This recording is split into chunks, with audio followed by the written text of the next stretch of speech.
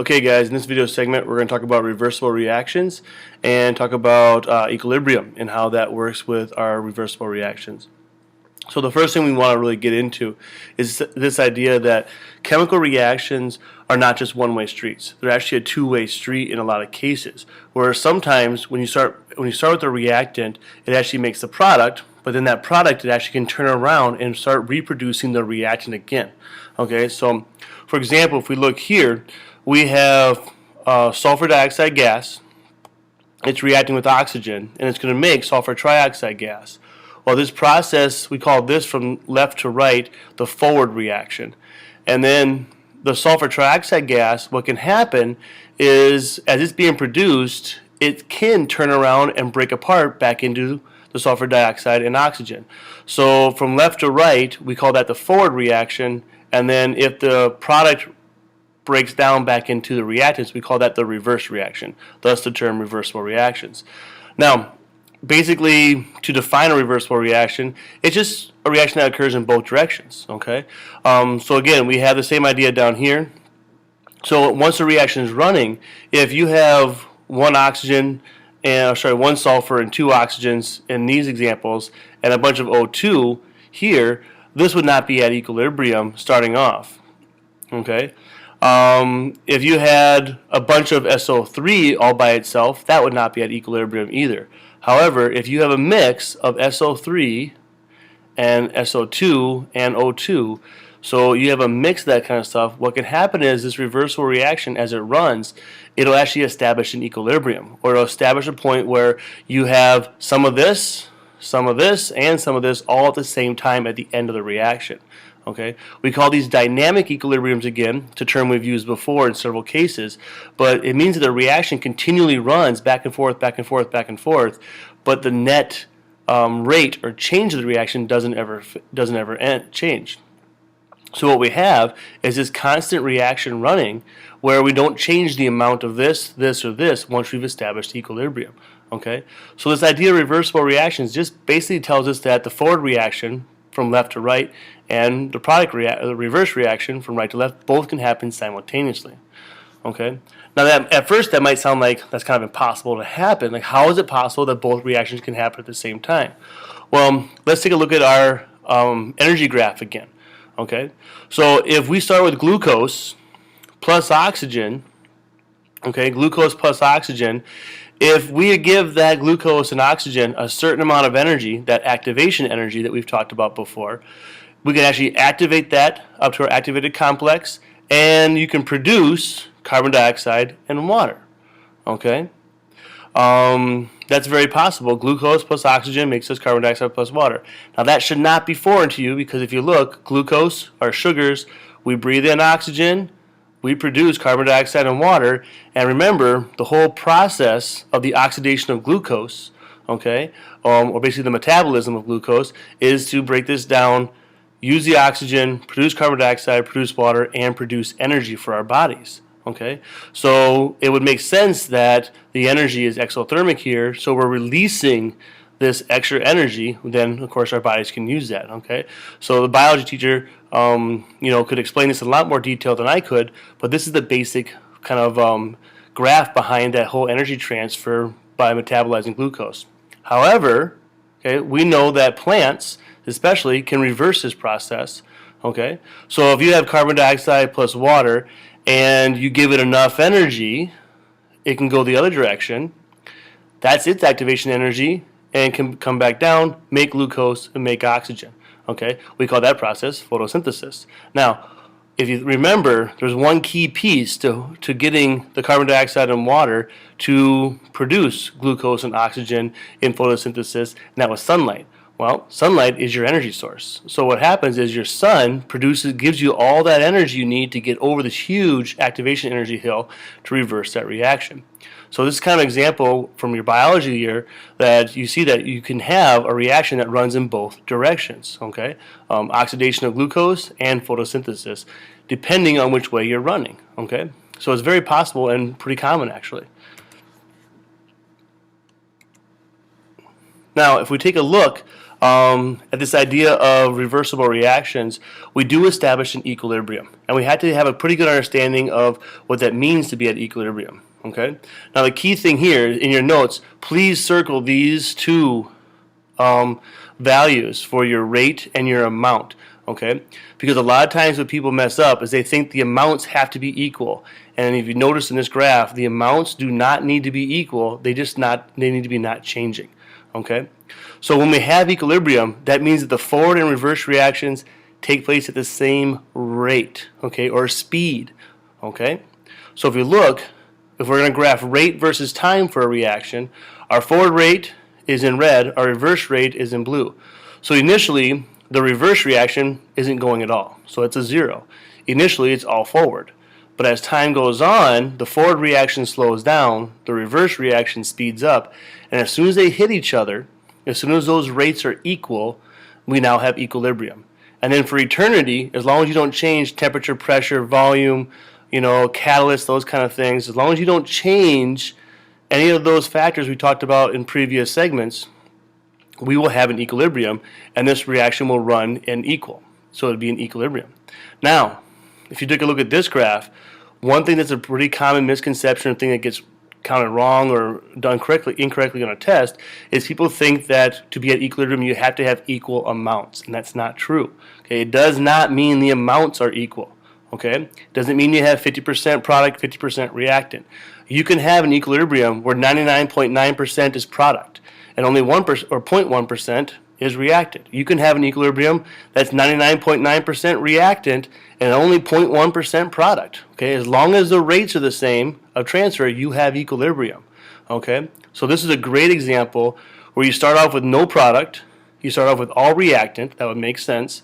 And as time goes on, your reactants decrease, your products increase, and at some point they actually cross each other. That is not equilibrium. Okay, if you notice, equilibrium comes when they flatline. Okay, so if you look up here, here is where equilibrium is, goes straight down. These are now horizontal. That's equilibrium. So at the point where the amount of products does not change and the amount of reactants does not change, those are your equilibrium points. Okay, if you take a look at this graph, we see that at the end, our products has crossed over our reactants, so we have more product, we have less reactant. What that would tell us is that this equilibrium is product favored, which means we produce more product than we have reactant left over. If they don't cross, and the reactant or the red line stays above the blue line, that would be a reactant favored equilibrium. Okay?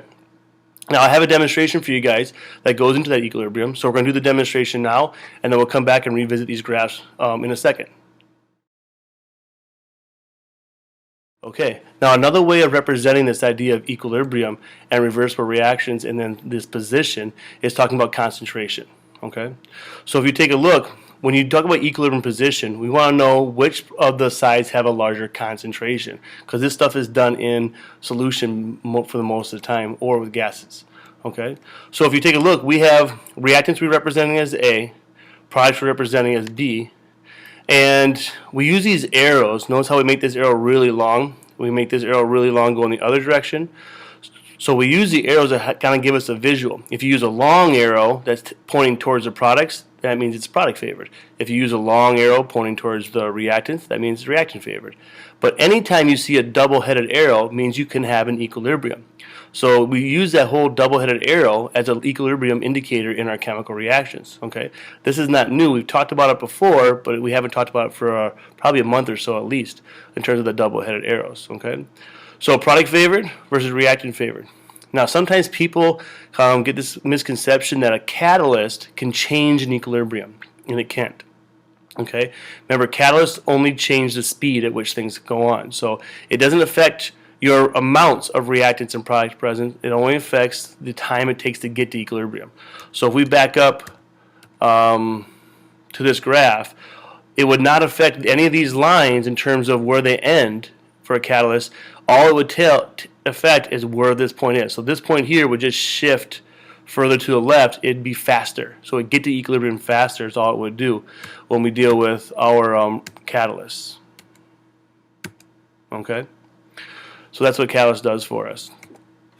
Now, if you're looking at equilibriums and you want to actually start to quantify it. Okay, so if you're going to establish an equilibrium, you have to have a way to mathematically determine, well, where's that equilibrium going to sit, and how much product am I going to make versus how much reactant do I have left over. Okay, so we do have a pretty quick way to actually calculate that. To do that, we talk about equilibrium constants, or quantifying equilibrium. Okay, so your equilibrium constant, we say KEQ. Okay, K in the chemistry world is always some sort of constant. All right, so in our last unit, we had the boiling point constant, we had the freezing point constant for colligative properties, and they were K values. Same idea here, where we have a K value, and then EQ stands for at equilibrium. Okay, and what it does is it basically gives us a ratio of the product's concentration compared to the reactant's concentration. Now notice how concentration is in bold here, because we're talking about molarities, okay? So it is the concentration of those. So it has to be a gas, or it has to be in solution. We're not talking solids and liquids here, we're talking solutions or gases for concentration, okay? Now the way that you actually calculate this equilibrium is we do what we call an equilibrium expression, okay? Or we basically solve for KEQ. Now that ratio, we always take to find our constant, is we take our product's concentration divided by the reactant's concentration. Okay. Now notice how I use a bracket here. Bracket is not parentheses, it's actually a squared off bracket. That bracket is a shorthand notation for concentration. So it's a way of actually labeling like molarity as a concentration without having to put the capital M everywhere. Okay. And the reason why we do it is because this expression is independent of what type of concentration you're using. So it could be molality, it could be molarity, it could be percent by mass, percent by volume, parts per million, parts per billion. It could be any type of concentration as long as you're comparing those two products to reactants ratio. Okay. Now this right here doesn't give us a whole lot of information. It just says take your products divided by your reactants. But the reality is we have reactions that are more complex, where we have two different reactants, two different products, we have coefficients out front, so we had to basically, what does this mean in terms of actually breaking it down mathematically? Okay, so first thing we want to make sure we understand is in yellow here, the A, the B, the C, and D, that represents the coefficients from a balanced equation. Okay, so this would be like a 1 up front, or a 3 up front, and a 2 up front, and a 3 up front, that kind of stuff. That's what these are. We have our double-headed arrow to indicate equilibrium, so we know we have an equilibrium. Now, to build the concentration, or the equilibrium expression, I should say, what we do is we take our products, so our products are C and D, and we want the concentration of those, so that's why we have those in brackets. So what is the concentration? This will be a number, like a molarity, like 0.2 molar or 3.5 molar, or whatever that concentration is. That goes here, and then we actually raise the coefficient out front of it as the power there. Okay, so if this is a 3, you put a 3 in here. If this was a 1, this would be a 1 over here. So it's your concentration raised to the power of your coefficient times the concentration raised to the power. Notice how it's not adding, it's multiplying the two together. Okay, do the same thing for the reactants, so you're going to divide by your reactants here. Okay, so you have your A to the A and B to the B for expression. Now if you only have one reactant, well then you get rid of the B. If you only have one product, well, you get rid of the D, and there's just one there. So if you have 5 reactants, you can have 5 different things you're multiplying on the bottom. Okay, as long as we're dealing with concentration for all of those different things. Okay, so let's take a look at this idea in terms of positioning. Now, if you have a small K value, so if your K value or your equilibrium constant is small, all right. If you think about that, we're taking products divided by reactants. So if mainly everything in here is reactant and there's very little product, our value for K would be very small, right? So if everything is mainly down here as a denominator and we have very little product, well, K would become less than 1 and actually would be considered a very small number. Okay, these numbers can be down to 0.000001. It can be very, very small amounts for a K value. If that's the case, then we have a small K. That would be something that would be very reactant favored. So when K is small, we have reactant favored. Now, if you have a very large K, so in this case, our orange is our reactant and our green is our product, we see in this case almost everything inside our solution here is product, so the K value becomes very large. So most of it is on the numerator side, So that becomes all your multiplying is up here, very little is reactant, so your K value will be more than 1, and that number can get very big, in the thousands and hundreds of thousands actually, in terms of your product constant. Okay? Now it is possible to have a pretty intermediate mix between the two, where some stage reactant, some stage product, and it's kind of an even mix between the two. So we had to have a deciding factor that says, well, what makes something product favored or reactant favored? So where's that break point? And the way we do it is we basically say anytime you have more product than reactant, then you have product favored. Okay? So what that tells us then, since we have a ratio of products to reactants, if we get a K value that is greater than 1, we call it product favored. Okay? If you have a K value less than 1, it's reactant favored. Well, if you're dividing products over reactants, the only way you get a K value bigger than 1 is if your products are more. If you have a K value less than 1, your reactants have to be more. Okay, so that's how we determine product favored versus reactant favored. Now, typically in chemistry, if you're processing something or trying to do a reaction, you're hoping that it's product favored because you're trying to make something happen. However, there are a lot of cases that you might actually try to be inhibiting something from happening. So maybe you're trying to stop a process from happening in terms of chemistry. Well, then you'd want to have a KEQ very small so it stays as reactant favored, okay, in terms of what we're dealing with. Later on in the unit, we'll actually talk about something called the Chatelier's principle, which is how we actually can shift these equilibriums and stress an equation to push it one direction that we want to push it, okay?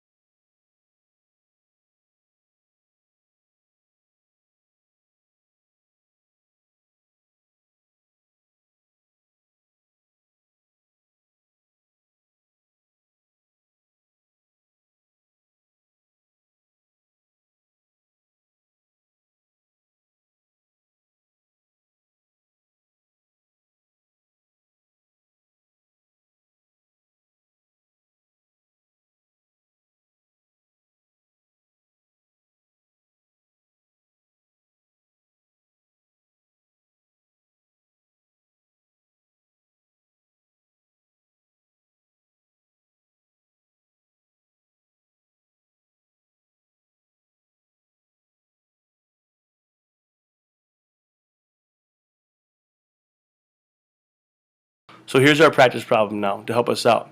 We have N2O4, which is a colorless gas, and we have NO2, which is a dark brown gas. Okay, so you actually could visually see the equilibrium here if you actually saw this in a test tube or a flask. They are at equilibrium. We see our double-headed arrow, and our reactant is N2O4, and our product is NO2. Okay, so if we mix the two gases together, okay, we can get a relationship or a ratio. Now with gases, you can use moles or moles per liter to get your concentrations, because you're always going to capture those in some sort of volume. So in this case, we have a liter of gas is mixed. So if we have 0.0045 moles of N2O4 in 1 liter, that's a concentration, right? It's 0.0045 moles per liter. So that's a molarity. And we have 0.030 moles of NO2 per 1 liter container, so that's moles per liter. Again, it's a molarity, it's a concentration. Okay, so we want to write the expression for this equilibrium constant and then calculate what that KEQ value is going to be for us. All right, so we had to go take our products divided by our reactants. So let's set it up and let's do KEQ.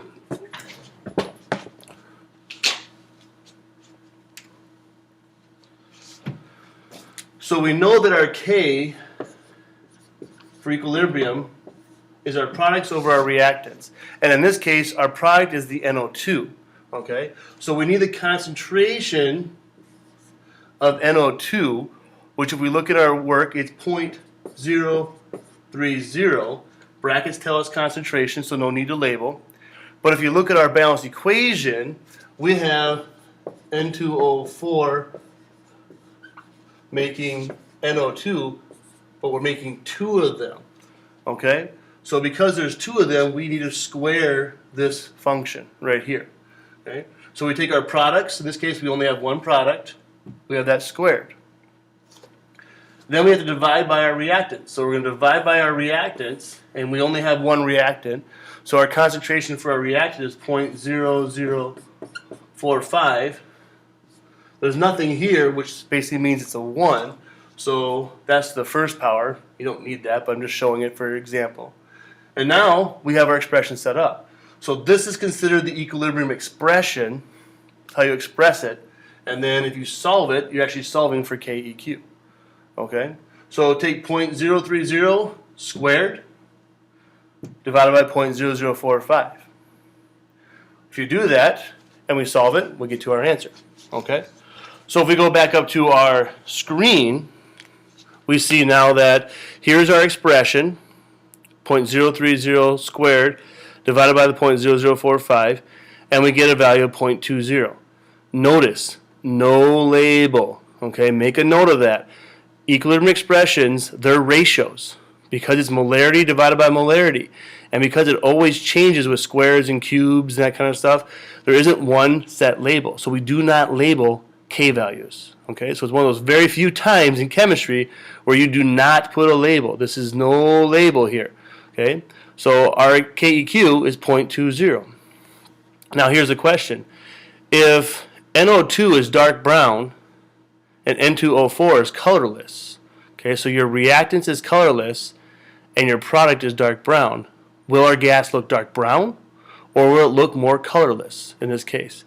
Now it's not going to be completely clear because it's an equilibrium, so some of it is going to be of a brown color to it. So it can't be clear, but would you consider this probably a light color or very dark? Well, let's look at our KEQ. Our KEQ is 0.20. So being 0.20 means that it's less than 1. Less than 1 means that the reactants actually dominate here.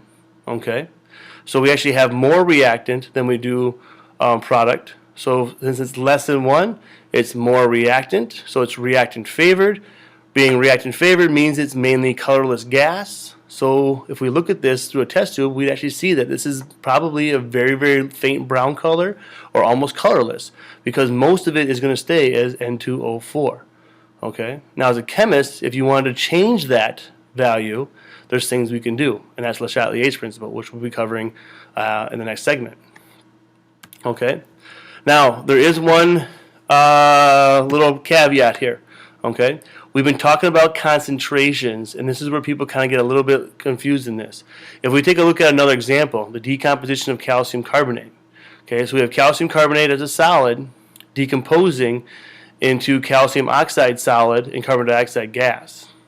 Okay, if we apply the equilibrium constant we've been talking about, we would say that KEQ is carbon dioxide, there's only one of them, over calcium oxide, there's only one of them, so they're both ones, divided by the calcium carbonate, which is one of them. Here's our problem.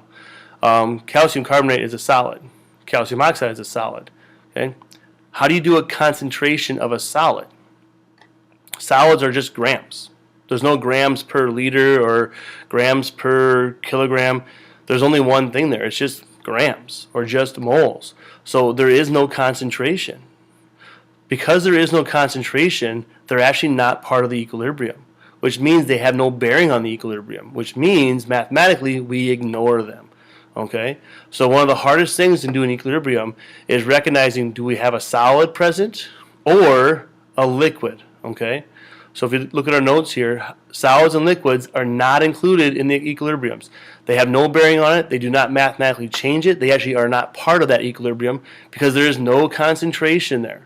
So anytime you have a solid or a liquid, you delete it from the expression.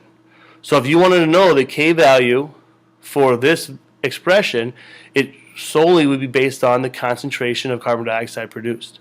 Okay, so only that carbon dioxide gas that's made would determine how this equilibrium is established in this process. Okay, let's jump over here. We have three different equilibrium expressions here I want you guys to write. Okay, so take a minute, let's pause the presentation here and write the expression for these three different reactions, and then we'll move forward and see if you guys can get them right. Okay, so please pause the video here.